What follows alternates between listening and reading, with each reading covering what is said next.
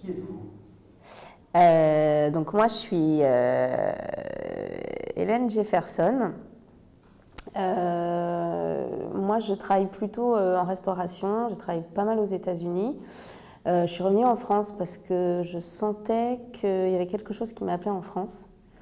Et comme j'ai eu pas mal d'expériences plutôt ésotériques, j'ai décidé que c'était important de témoigner, en tout cas de donner mon vécu à d'autres personnes, parce qu'il y a plein de gens qui estiment que ça n'a pas de sens, alors que pour moi ça en a vraiment moins, dans la mesure où moi j'ai eu des expériences. Voilà, donc je suis rentrée en France et depuis je fais pas mal de séminaires et je témoigne sur, voilà, parce que moi ce qui me parle surtout c'est la communication avec les esprits. Voilà, parce que j'ai eu des expériences.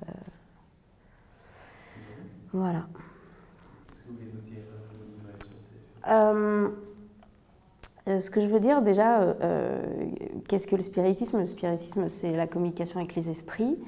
Ce qu'il faut dire, c'est que c'est plutôt accessible à tout le monde. C'est assez simple de communiquer avec les esprits. Mais il faut faire attention à ne pas les appeler à tort et à travers, parce qu'il y a des esprits, ce qu'on appelle les esprits inférieurs, qui s'attaquent aux personnes si on les appelle trop, en fait. Alors ce sont des esprits souvent qui sont menteurs, des esprits qui sont farceurs.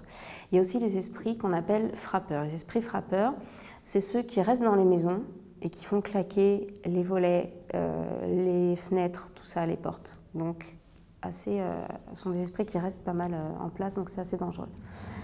C'est assez rare qu'on rencontre des esprits de lumière. C'est vraiment assez rare. Après, tout dépend pourquoi vous les appelez, parce que si vous les appelez pour avoir les numéros du loto ou pour vous faire peur, déjà, un, ça n'a aucun intérêt, et deux, c'est quand même... Oui, c'est dangereux, il faut le dire. Que vous dire d'autre? Oui, si ça vous arrive de communiquer avec un esprit, c'est important de le savoir. Gardez votre sang-froid, paniquez pas, prenez du recul.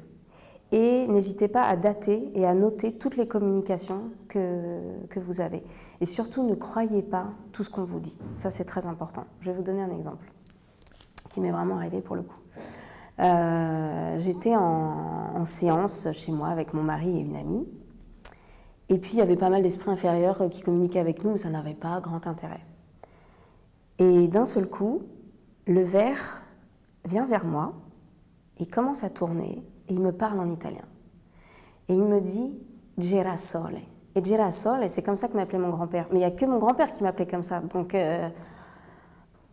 moi, ça me fait quelque chose, ça m'émeut vraiment. Donc, ok, je ne sais pas trop comment gérer. Donc, je décide de me calmer, justement, de garder mon sang-froid. Je reprends mes émotions. Et je lui dis « Ah, je lui parle en italien, je lui dis « Tu es mon grand-père ?» Il me dit « Oui ». Ok. Je dis, bah, si t'es mon grand-père, donne-moi ta date de naissance exacte. Et là, je vois le verre qui hésite, qui se promène un peu, et qui me donne une date de naissance, mais qui est farfelu et qui a juste rien à voir. Donc, et il est reparti tout de suite, comme il était arrivé. Donc ça, c'est vraiment typiquement un exemple d'esprit inférieur. En fait, ils se nourrissent de vos peurs, de vos doutes, de vos espoirs, et donc c'est pour ça que c'est dangereux. Un dernier conseil que je donnerais, c'est de rester humble. Il ne faut pas de plaisanterie. C'est quelque chose qu'il faut prendre au sérieux. Et si vous êtes fatigué, si vous êtes nerveux, faites pas de séance. Soyez prudent, soyez vigilant. Et je dirais que